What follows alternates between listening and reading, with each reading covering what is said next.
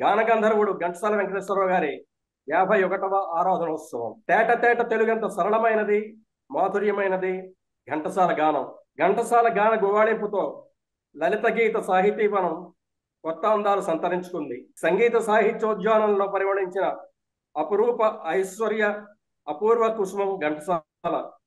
అటువంటి మహనీయుని ఆరాధనోత్సవంలో పాల్గొనే సదవకాశాన్ని కల్పించిన కార్యక్రమ నిర్వాహకుడు శ్రీ సూర్యప్రకాష్ గారికి, డాక్టర్ సయ్యద్ రహమతుల్లా గారికి కృతజ్ఞతాభివందనాలు. నేను రచయితనో, గాయకుడినో, వక్తనో కాదు. అందుకు కావాల్సిన అర్హతలు కూడా ఏవి నా దగ్గర లేవు. ఘంటసాల వారితో, వారి కుటుంబంతో నాకు గల 70 సంవత్సరాల అనుబంధమే నన్ను ఈనాడు ఈ ఆరాధనోత్సవానికి రప్పించింది. అందువలన నా మాటలలో భాషాపరమైన దోషాలు ఏవైనా ఈనాటి సాహితీవనాన్ని సంకరపరిస్తే మన్నించవలసిందిగా కోరుకుంటున్నాను. ఘంటసాల శకం అదొక స్వర్ణయుగం. సినీ సంగీత చరిత్రలో సువర్ణాక్షరాలతో లిఖించదగిన అపూర్వ యుగం. ఘంటసాల ప్రభావంతో తెలుగు సంగీత సాహిత్యాలు నవ్య తేజాన్ని, ఉత్తేజాన్ని సంపాదించుకున్నాయి. కవి భావాన్ని స్పష్టం చేస్తూ తెలుగుదనానికి, తెలుగు పాటకు సరికొత్త నుడికారాన్ని సృష్టించిన నవ వైతాళికుడు ఘంటసాల. అది పాటైనా, పద్యమైన, శ్లోకమైన, దండకమైన అందులోని సాహిత్యం ఘంటసాల గళం ద్వారా శ్రోతలకు స్పష్టంగా అర్థమయ్యేది. సంగీత సాహిత్య సమ్మేళనమే ఘంటసాల పాట అన్నంతగా ఘంటసాల వారి ప్రభావం తెలుగు పాట మీద ప్రసరించింది. ఘంటసాల గొప్ప భావకుడు, సహృదయుడు, ఏ చిన్నపాటి దుఃఖాన్ని కూడా తట్టుకోలేని సున్నిత మనస్కుడు. ఈ పరిస్థితుల ప్రాబల్యానికి తగినట్లుగా భావోద్రేకం పొందగల వ్యక్తి. ఒక కవికి కావలసిన లక్షణాలన్నీ కలిగి ఉన్న గాయకుడు ఘంటసాల. ఘంటసాల వారు పాఠశాలలో నేర్చుకున్నది కేవలం రాయడం, చదవడం మాత్రమే. జీవితానుభవాల నుండి, బయట ప్రపంచం నుండి పొందిన జ్ఞానం అపారం. ఆయనకు ఏర్పడిన సజ్జన సాంగత్యం ఆయన మహామనిషిగా తీర్చిదిద్దాయి. అందుకు కావలసిన బీజాలు ఘంటసాల వారు సంగీత విద్యార్థిగా విజయనగరం గడ్డ మీద అడుగు పెట్టినాడే ఏర్పడ్డాయి. సంగీత సాహిత్యాలకు కాణాచి విజయనగరం. తెలుగుదేశంలో మొట్టమొదటి సంస్కృత కళాశాల, సంగీత కళాశాల ఏర్పడింది విజయనగరంలోనే. నిష్ణాతులైన కవి, గాయక పండితులకు ఆలవాలం. ఘంటసాల తన సంగీత గురువును వెతుక్కుంటూ వెళ్లి ఆశ్రయించిన వ్యక్తి ఒక వాగ్గేయకారుడు.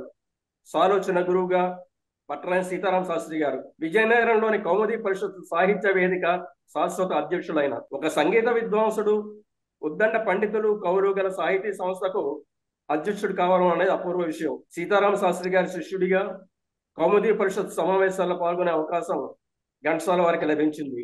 సంగీతంతో పాటు సాహిత్యం మీద, తెలుగు భాష పట్ల మక్కువ, ఒక అవగాహన ఏర్పడ్డాయి. కేవలం శాస్త్రీయ సంగీతమే కాక ఏ కొత్త కళా ప్రక్రియను చూసినా వాటిని తన సొంతం చేసుకోవాలనే కాంక్ష, ఆసక్తి ఘంటసాల వారికి ఉండేది. హరికథ, బుర్రకథ, జానపద సంగీతం, భజన సంగీతం, నాటకం ఇత్యాది ప్రక్రియలన్నింటిలో క్షుణమైన అవగాహన కల్పించింది విజయనగరం సాంస్కృతిక వాతావరణమే. సంగీతం కోసం సాహిత్యపు విలువలు నశించిపోకుండా తెలుగుదనం నిండిన పాటను ఎలా పాడాలో నేర్పింది గురువు గారు. శ్రీ సీతారామ శాస్త్రి గారే త్యాగరాజాది మహాగాయకులు ఏ ఉద్దేశంతో గానం చేసేవారో అదే భక్తి భావంతో సాహిత్యాన్ని గౌరవిస్తూ గానం చేయడం ఘంటసాల అక్కడే నేర్చుకున్నారు. అడుగడుగున తన జీవితంలోకి ప్రవేశించిన సాహితీవేత్తల ప్రభావంతో గాయకుడు ఘంటసాల ఒక సాహితీవేత్తగా రూపొందారు. తన చిత్రరంగ ప్రవేశానికి మార్గదర్శి అయిన శ్రీ సముద్రాల రాఘవాచార్యుల వారు ఒక ప్రముఖ కవి, సినీ గీత రచయిత. నిత్య దైనందిక అవసరాలు తీరేలాగా ఆల్ ఇండియా రేడియోలో పాడే అవకాశాలు కల్పించిన శ్రీ బాలాంతరపు రజనీకాంతరావు గారు ఒక ప్రముఖ గాయకుడు, గీత రచయిత. తర్వాత వరుసగా కరుణశ్రీ, జోషువా, తోలేటి, శ్రీశ్రీ, ఆరుద్ర, సదాశివ బ్రహ్మం, దేవులపల్లి, మల్లాది, నండూరి, అడవి బాపిరాజు, కొసరాజు, దాసరథి, శ్రీనారాయణ రెడ్డి, రావులపత్తి బద్రిరాజు, అచ్చి వేణుగోపాల్ వంటి సాహితీవేత్తల సాంగత్యం వల్ల ఘంటసాల వారిలోని సాహితీ పిపాస మరింత పెరిగింది. భావావేశం కలిగినప్పుడల్లా సొంతంగా గీతాలు రాసుకునే అలవడింది. ఘంటసాల గారు ఎంతో పేరు పొందిన గాయకుడు, సంగీత దర్శకుడు. అయినా గీత రచయిత విషయంలో ఏనాడు తన ఆధిక్యతను చాటుకునే ప్రయత్నం చేయలేదు.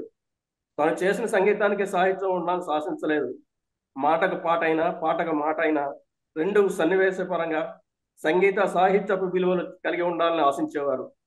ఘంటసాల మాస్టారు వివిధ రకాల శైలులు, అలవాట్లు గల రచయితల గీతాలకు బాణీలు సమకూర్చారు. అందరితోనూ అతి సౌమ్యంగా, సవినయంగా, ఏ విధమైన అభిప్రాయ భేదాలకు తావివ్వకుండా సుహృద్భావ వాతావరణంలో తన పనిని సక్రమంగా నిర్వహించుకున్నారు ఆయన. ఘంటసాల వారి స్వగృహం సంగీత సాహితీవేత్తలకు ఒక నిలయం.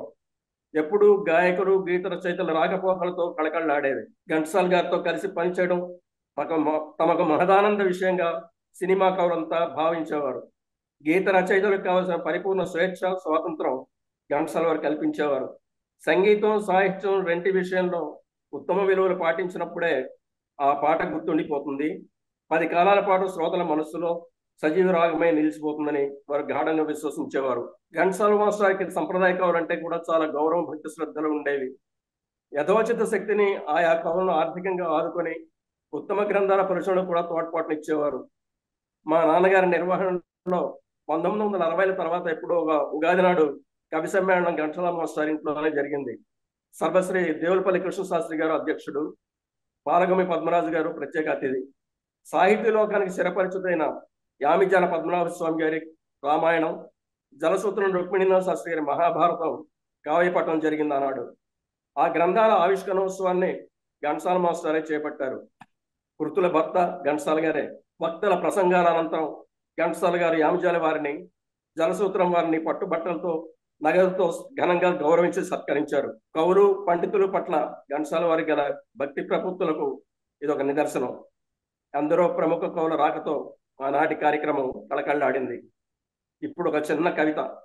సంగీత సాహిత్య శృంగార మాధురి గంగా తరంగాలు పొంగి పొరలిన లీల, చల చల్లని పాలవెల్లిలో జాబిల్లి మల్లె మొగ్గలు మెల్లమెల్లగా జల్లిన లీల, మందార కుందార వింద మాకంద మరంద నిశ్చందాలు చిందులాడిన లీల, సోగ కన్నుల వాణి రాగరంజిత పాణి మ్రోగించు వీణపై తూగుతీగల లీల, నీ కంఠరవంలో నిండి ఉన్నది హాయి, నీ రాగలహిరలో నిలచ చక్కని స్థాయి, నీ పాట క్రొవ్వలపు నివ్వటీల పువ్వు బాట, నీ బాణి వని చిన్నల పంచ కళ్యాణి. ఈ కవిత నాది కాదండోయ్, గంధర్వతార ఘంటసాల గారి గురించి కవికుల తిలకం కరుణశ్రీ గారు ఆలపించినది. 51 సంవత్సరాల క్రితం భూమి నుండి దివికెగిన దివ్యాత్మగా మన హృదయాల్లోనే గూడు కట్టుకుని నిలిచి ఉన్న గంధర్వ గాయకుడు, మన ఆత్మ బంధువు శ్రీ ఘంటసాల వారికి నా అక్షర కుసుమాంజలి. సెలవు.